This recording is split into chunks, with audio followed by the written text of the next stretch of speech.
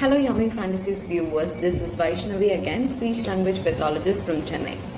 இந்த வீடியோவில் நான் ரொம்ப இம்பார்ட்டண்ட் அண்ட் சென்சிட்டிவான விஷயம் பற்றி பேச போகிறேன்.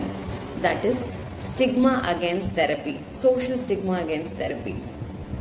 இப்போ ரீசெண்டாக we had our very beloved Sushant Singh Rajput.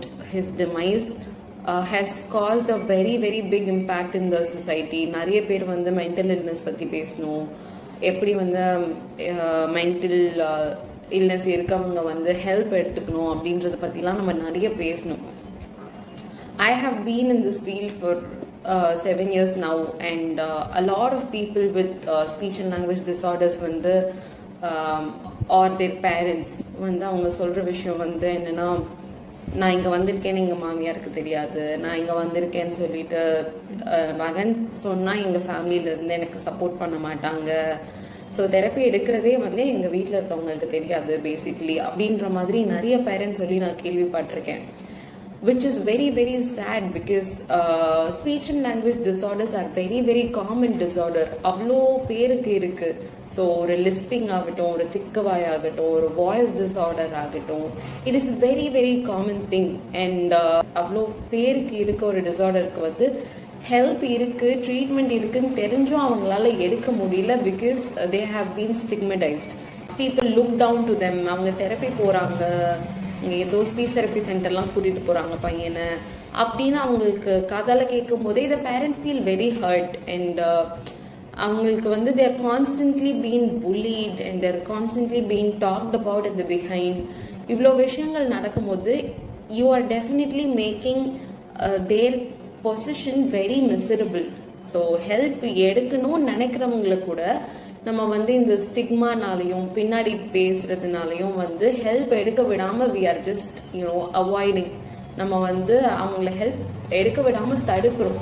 that is very bad.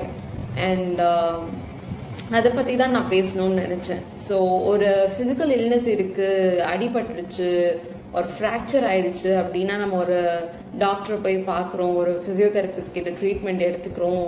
So speech and language disorder இருந்தாலும் it is as common and it is similar to that. இப்போ கண்ணு தெரியலன்னா கண்ணாடி போட்டுரும், அதே மாதிரி தான் காது கேட்கலன்னா ஹியரிங் எய்ட்ஸ் போட்டுரும். So that is the concept. இப்போ ஒரு பிரச்சனைன்னு இருக்குன்னா அதுக்கு சொல்யூஷனும் இருக்கும். அதை தேடி போகிறவங்கள நம்ம பின்னாடி பேசுறது ஒரு அவங்கள போக விடாம தடுக்கிறது. இந்த இடத்துக்கு போனா நான் உங்ககிட்ட பேச மாட்டேன், நான் உன்னை ஒதுக்கி வச்சிருவேன் ஃபேமிலியில இருந்து அப்படின்னு சொல்லலைன்னா கூட they will stop talking to them. a lot of parents I know அவங்க சொல்லியிருக்காங்க, நான் என் ஃபேமிலி யாருக்கிட்டையும் பேசுறது இல்லை, பிகாஸ் அவங்க பேசினாலே இதை பத்தி தான் பேசுறாங்க. அண்ட் குழந்தை இப்போ எப்படி இருக்கான், குழந்தை இப்போ எப்படி பேசுறான், அவங்க they compare their child and a typically developing child. so இதெல்லாம் it makes that parent very hurt, and that parent is already undergoing a lot of anxiety and lot of things. so அவங்களுக்கு you are just weighing down a lot more on them. நம்ம அவங்க மேல நிறைய pressure and social stigma நம்ம கொடுக்கறதுனால அவங்களுக்கு இன்னுமே it has become very difficult for them to access therapy. So don't look down on anybody who takes therapy or any help or a rehabilitation professional கிட்ட இருந்து ஹெல்ப் எடுக்கிறாங்கன்னா அவங்களுக்கு தேவைப்படுது, அவங்க எடுக்கிறாங்க. that's it, that's about it. so அவங்களுக்காக பின்னாடி பேசுறது அந்த மாதிரி பண்றது it's very bad. and I hope this video brings a little awareness about it, and I hope we all start being a little more sensitive. so நம்ம ஒரு வார்த்தை பேசுறோம் அப்படின்னா அது எதிர்க்க இருக்கவங்களோட மனசுல எப்படி ஒரு இம்பாக்ட் ஏற்படுது அப்படின்றதையும் நம்ம யோசிச்சு பேசணும் அப்படின்னு நான் நினைக்கிறேன். so when you know somebody has any disorder or anything,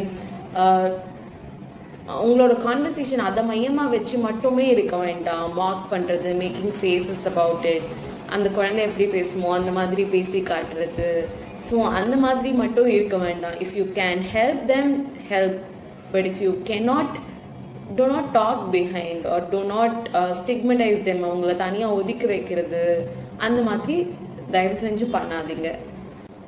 so so okay நீங்கள் கேட்கலாம், ஓகே நான் ஸ்டிக்மடைஸ் பண்ணலை, அவங்கள ஒதுக்கி வைக்கல, how to make them feel included அப்படின்னா you can do give simple compliments. So அவங்கள பார்க்கும்போது கண்ணா நீ ரொம்ப அழகாக சிரிக்கிற, your smile is very beautiful அப்படின்னு நீங்கள் ஒரு தடவை சொல்லி பாருங்களேன். ஒரு சைல்டு வித் டிசபிலிட்டி அவங்களோட பேரண்ட் வந்து they hardly hear any compliments for their children. This is very very true. நம்ம வந்து நிறைய குழந்தைய வந்து இப்போ சூப்பர் மார்க்கெட்ல யாரையோ பார்க்குறோம், அது வந்து நம்ம வீட்டு குழந்தைங்கள வந்து கொஞ்சுறோம், அந்த மாதிரிலாம் இருக்கு இல்லையா. ஸோ ஒரு டிஸார்டர் இருக்க ஒரு குழந்தைக்கு, ஒரு டிசபிலிட்டி இருக்க ஒரு குழந்தைய வந்து ஒரு ரேண்டம் ஸ்ட்ரேஞ்சர் வந்து பார்த்து கொஞ்சம் கூட மாட்டாங்க, பார்த்து சிரிக்க மாட்டாங்க. இந்த மாதிரி நிறைய விஷயங்கள் இருக்கு. ஸோ இதெல்லாம் அந்த பேரண்ட் வந்து வெளியே சொல்லனா கூட கண்டிப்பா இதெல்லாம் அவங்களுக்குள்ள இருக்கும். And you know we have this habit, we have been habituated that way. So எல்லார் மேலேயும் நான் தப்பு சொல்ல முடியாது. we have been habituated that way. Like ஏதாச்சும் ஒரு விஷயம் புதுசாக பார்க்குறோம், ஏதாச்சும் ஒரு விஷயம் வந்து யூனிக்காக இருக்கு அப்படின்னா நம்மளோட கவனம் ஃபுல்லாக அங்கே போயிடும். And we keep staring at them. So இப்போ ஏதாச்சும் ஒரு ஃபிசிக்கல் டிசபிலிட்டி இருக்க குழந்தைக்கு, ஒரு வந்து ஏதாச்சும் ஒரு சிண்ட்ரோமியஸ் சைல்டு, அவங்களுக்கு வந்து ஃபேஷியல் ஃபீச்சர்ஸ் ரொம்ப டிஃப்ரெண்ட்டாக இருக்குது, அவங்க நம்ம பஸ்ஸில் பார்க்குறோம், ஒரு மாலில் பார்க்குறோன்னா நம்ம டக்குன்னு அவங்க நடந்து போகிற வரைக்கும் நம்ம அவங்களையே தான் ஸ்டேர் பண்ணிட்டு இருப்போம்.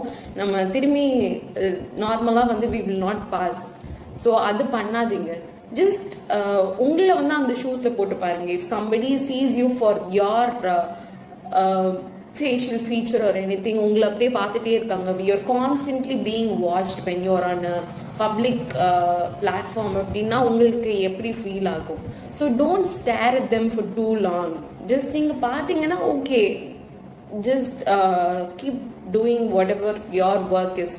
I know it will not be a overnight transition. Okay, இனிமேட்ல இருந்து நம்ம இப்படி பண்ணணும் அப்படின்னு பண்ண முடியாது. It's a constant process. So வந்து we have to keep telling ourselves, we have to keep educating people around about this. So இந்த ஒரு behaviour, just steering at them வந்து அவங்களுக்கு எவ்வளோ இம்பேக்ட் ஆகும் அப்படின்றது வந்து இப்போ நான் சொல்லி உங்களுக்கு தெரிஞ்சுது அப்படின்னா நீங்க ஒரு 4 பேருக்கு அது சொல்லுங்க. So don't keep steering at them, give compliments to them. If you know anybody, இப்போ வந்து உங்கள் ஃப்ரெண்டோட தம்பிக்கு வந்து ஏதாச்சும் ஒரு டிஸார்டர் இருக்கு, ஒரு டிசபிலிட்டி இருக்குன்னா invite them also to the party. அவங்கள மட்டும், அந்த ஃப்ரெண்டை மட்டும் கூப்பிடாம விட்டுறாதீங்க பார்ட்டிக்கு ஆர் எனி சோஷியல் கேதரிங்க்கு. Invite them also, give them some, அவங்களுக்கு அந்த இடத்துல சோஷியலாக இன்ட்ராக்ட் பண்ணுறதுக்கு வந்து ஒரு ஆப்பர்ச்சுனிட்டி க்ரியேட் பண்ணி கொடுங்க. when they come and talk to you or when you go and talk to them, just be aware, smile and ask them to feel comfortable. So these are the very small things you can do. So ஒரு party வச்சோன்னா invite பண்ணுறது, அவங்களுக்கு ஒரு complement கொடுக்கறது, public பிளாட்ஃபார்மில் அவங்கள ரொம்ப நேரம் ஸ்டேர் பண்ணாமல் இருக்கிறது. ஸோ இந்த மாதிரி விஷயங்கள்லாம் எல்லாராலையும் பண்ண முடியும் இல்லையா. So that's the way you show love to them. And thanks a lot for watching this video. Please share it with your friends, family, readers and followers.